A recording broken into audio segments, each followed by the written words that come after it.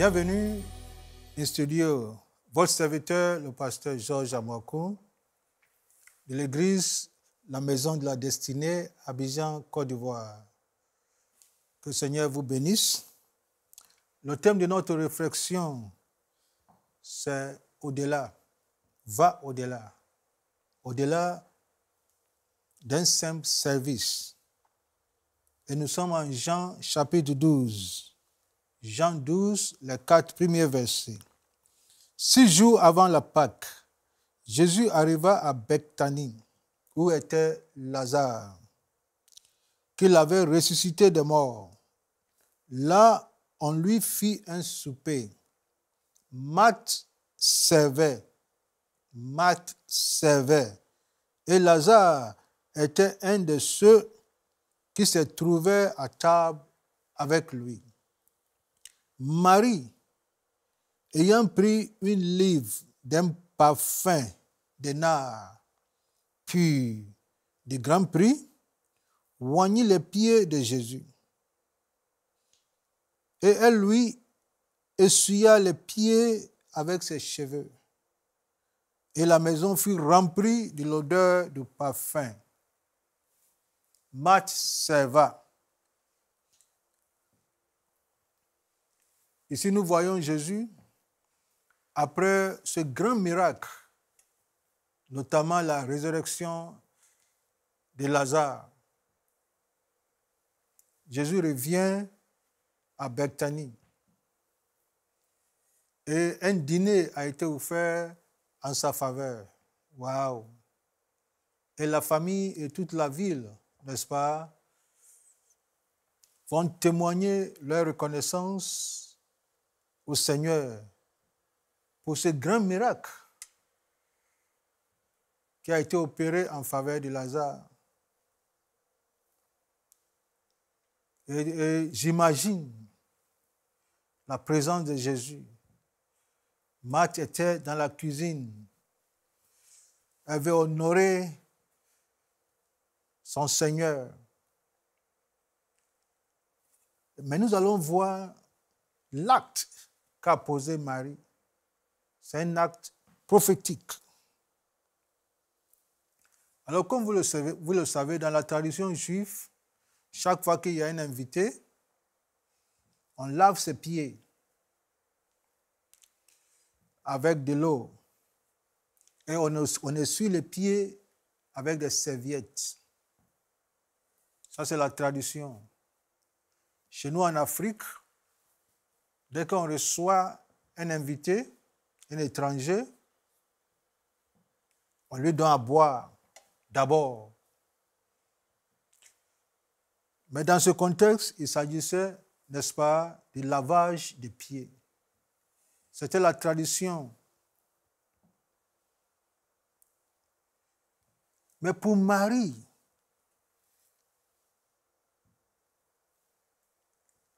elle veut faire plus. Elle veut démontrer son amour pour son Sauveur. Elle ne va pas faire un lavage traditionnel. Elle va laver les pieds de Jésus différemment. Elle va servir différemment, pas comme les autres. Parce que pour elle, il s'agissait des pieds de Jésus, son Sauveur. Alors voici ce que Marie fait. Au lieu de l'eau, elle prit un parfum. Et pas n'importe quel parfum, un parfum de nard pur. Et la Bible précise bel et bien que c'était un parfum à grand prix. Un parfum à grand prix. Au lieu de l'eau, elle choisit un parfum pour le lavage des pieds de son Sauveur. Au lieu d'un simple lavage de pieds, Marie préfère oindre les pieds de Jésus. Elle n'a pas lavé, elle a oint. C'est très important. au lieu d'une serviette, elle va essuyer les pieds de Jésus avec ses propres cheveux. En ce moment, Marthe servait. Pour Marie, il faut aller au-delà de la tradition, au-delà de la coutume. Faire ce qui n'a jamais été fait. Voici l'attitude de Marie. Elle veut servir son maître autrement et différemment. Et je crois que Marie apprend à l'épouse de Christ, à l'Église, comment servir. Servir autrement et différemment. Elle ne veut pas faire comme ça se fait toujours. Elle veut faire autrement. Le verset 5 de Jean chapitre 12 nous montre que ce parfum valait 300 deniers. Et 300 deniers à l'époque était le salaire annuel d'un fonctionnaire. Alors, tu peux imaginer, peut-être elle a économisé pour honorer son sauveur, et son Seigneur. Et normalement, on lavait les pieds et on oignait la tête. On lave les pieds, on oigne la tête. Mais pour elle, elle va oindre les pieds. C'est symbolique, c'est significatif. Pour elle, son parfum n'était même pas suffisamment précieux. Malgré le prix, son parfum n'était pas suffisamment précieux pour oindre la tête de son maître. Alors pour elle, il ne suffit que pour les pieds. Et malgré tout cela, les disciples étaient en train de murmurer. Un de ses disciples, le verset 4, Judas Iscariote, fils de Simon, celui qui devait le livrer, dit, « Pourquoi n'a-t-on pas vendu ce parfum, 300 deniers, pour les donner aux pauvres ?» Et la Bible dit, il disait cela, non qu'il s'est mis en peine des pauvres, mais parce qu'il était voleur. Et que, tenant la bourse, il prenait ce qu'on y mettait.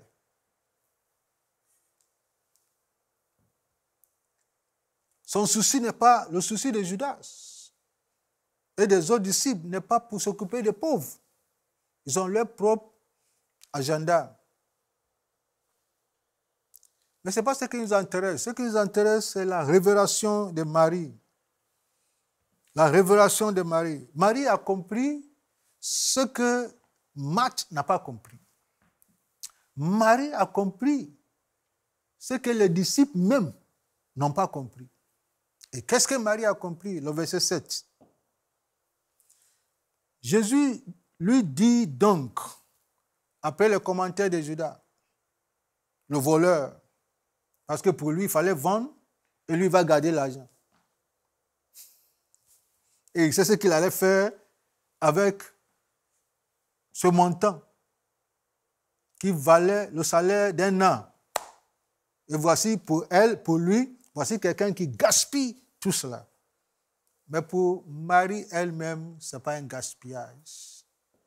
Et voyons la révélation, le verset 7. Jésus lui dit donc, laisse-la faire. Laisse-la faire. Elle a gardé ce parfum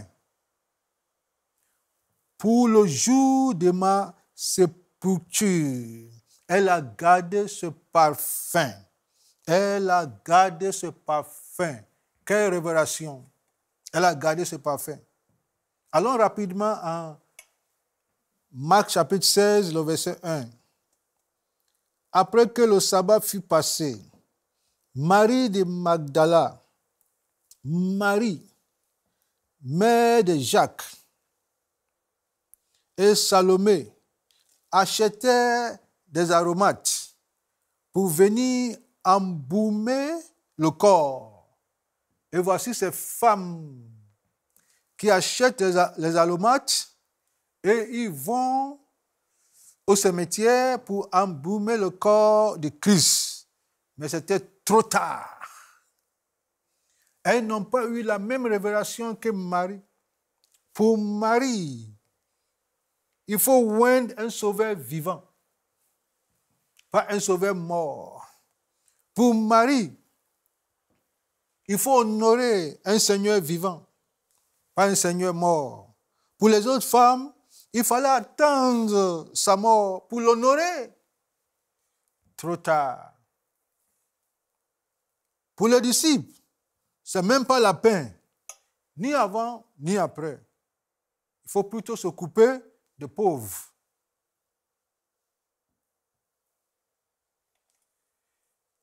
Notre marche avec Dieu, c'est par la révélation. C'est par la révélation. Marie était dans l'esprit.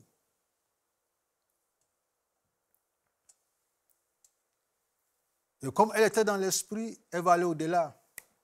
Au lieu de prendre de l'eau, elle prend des parfums, des nappes pures, des parfums très chers.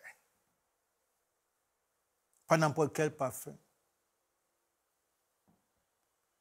Au lieu d'une serviette, elle utilise ses propres cheveux. Les femmes juives, à l'époque, ne font jamais sortir leurs cheveux en public. On voyait rarement les cheveux des femmes en public. Et comme vous le savez, les cheveux des femmes représentent leur gloire. Elles préfèrent essuyer les pieds de son sauveur avec ses cheveux en signe de dévotion totale. Elle met le symbole de sa gloire au pied de son Seigneur.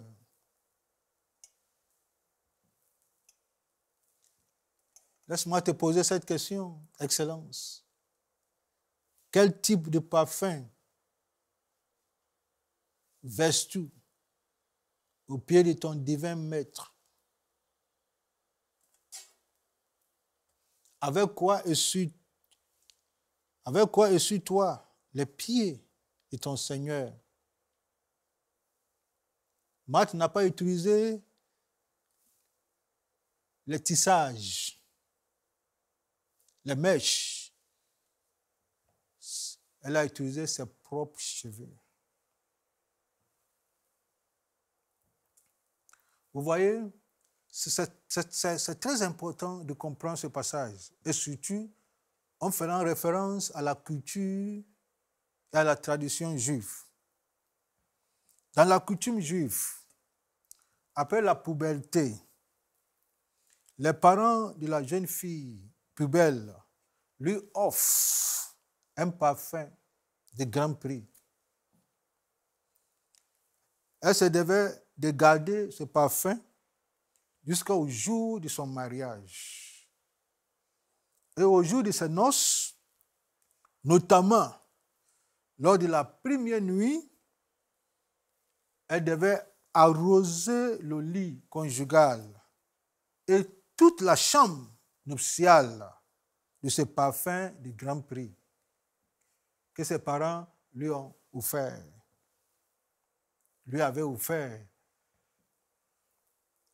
Et l'odeur de ce parfum était l'expression de son amour, de sa soumission, de sa dévotion à son époux. Et c'est cette leçon prophétique que Marie nous apprend. Nous, l'épouse de Christ, ce que nous devons faire vis-à-vis notre divin époux.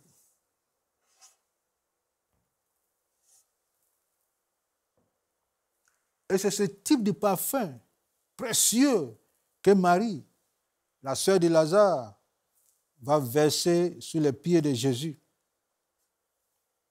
Et quel est le message derrière cet acte? Et voici le message derrière cet acte. Elle disait à Jésus, par cet acte, toi seul mérites ma dévotion totale.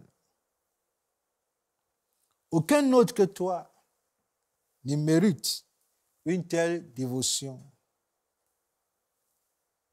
Je n'y donnerai pas une telle dévotion à un simple homme, même mon mari. Toi seul es digne de ma dévotion totale.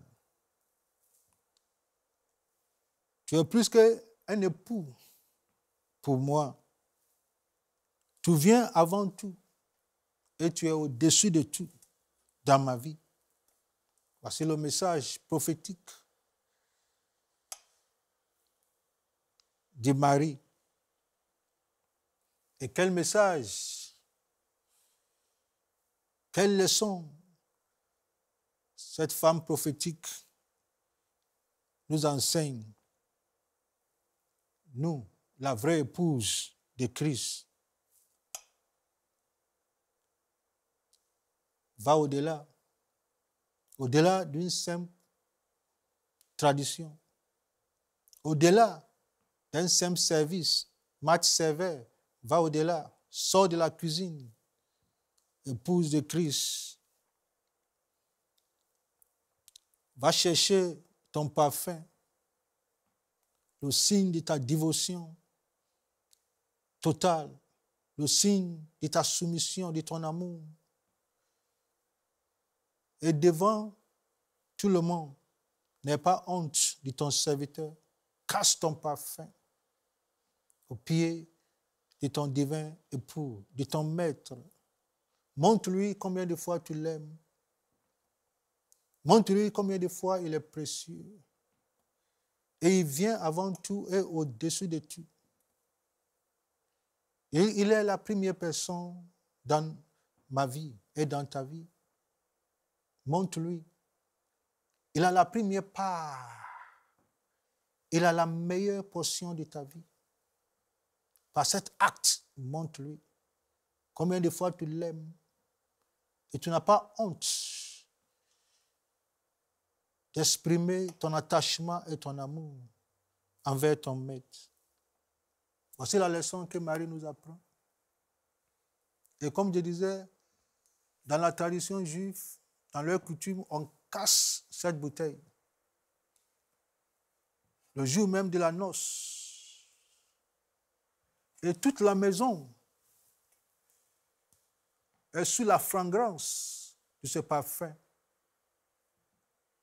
Et dans ce contexte, la Bible nous dit que toute la maison était remplie de l'odeur du parfum.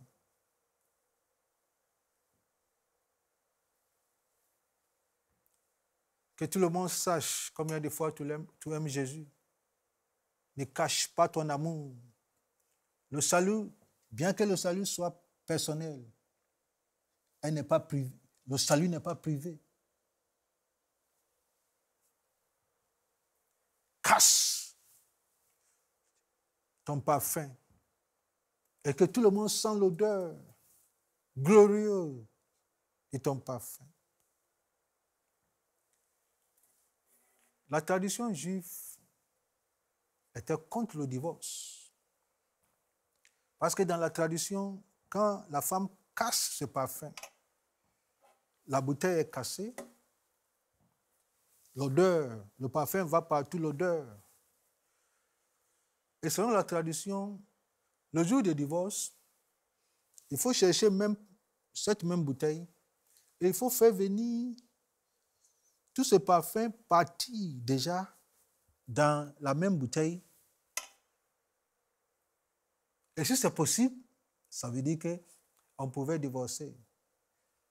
Excellence, par l'acte prophétique de Marie, elle nous apprend comment être aussi attaché à nos épouses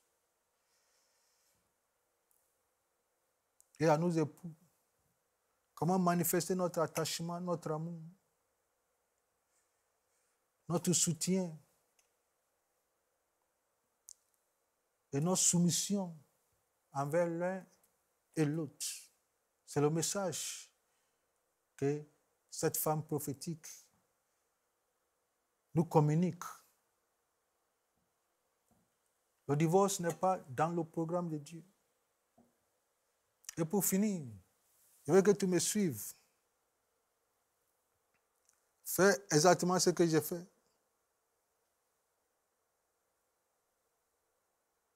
Exactement ce que j'ai fait. Pour te montrer combien de fois on ne doit pas se séparer, n'est-ce pas, ce que Dieu a uni. Tous les droits sont significatifs. Ici, on parle de nos parents. Ici, on parle de nos frères et sœurs. Ici, on parle de nos amis, nos camarades, nos collègues. Ici, on parle de monsieur et madame. Et ici, on parle de nos enfants. Mais regarde bien, on peut se séparer un jour avec nos parents. L'homme quittera son père et sa mère. On peut se séparer avec nos frères et nos sœurs.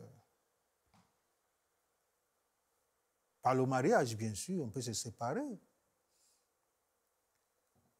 avec nos frères et nos sœurs. Chacun rentrera chez lui. On peut se séparer avec nos amis. C'est à cause de ça, eux-mêmes ne sont pas dans la ligne, dans le lien de famille. Ils sont cachés. On peut se séparer avec nos enfants. Comme nous avons quitté nos parents, nos enfants aussi un jour vont nous quitter. Mais on ne peut jamais se séparer avec son conjoint. Comme tu as fait la même chose, il faut essayer de se séparer de ces droits où il y a l'alliance. On peut se séparer, on peut se séparer, on peut se séparer. Avec les parents, avec les frères et sœurs, même avec les enfants, mais avec ton épouse. J'essaie de me séparer, mais ça ne passe pas. Ça ne passe pas. Qu'est-ce que ça veut dire?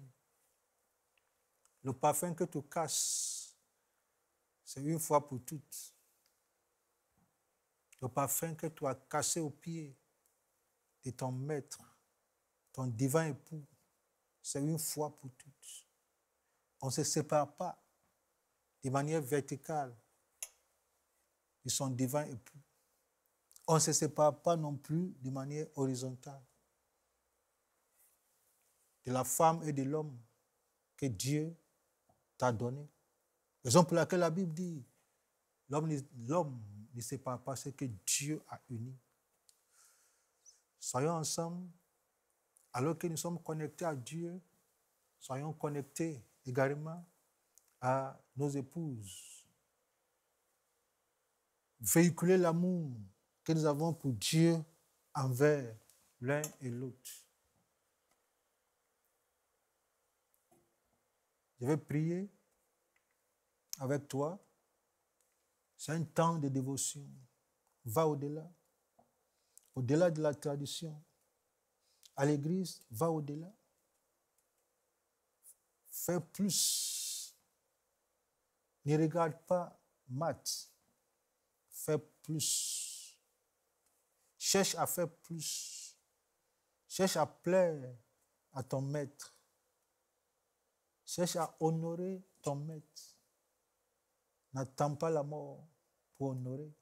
Cherche à honorer ton maître. Seigneur, merci. Nous voudrons prendre ce que Marie a pris, la meilleure part. Nous voudrons aller au-delà. Nous ne voudrons pas regarder les autres. Nous voudrons défier la tradition. Utiliser ce qui est précieux dans nos vies et les mettre à ta disposition. Prends la première place de ma vie. Prends la meilleure part et la première part. Prends la meilleure portion de ma vie et te consacre ma vie. Merci Seigneur. Amen. Que le Seigneur vous bénisse.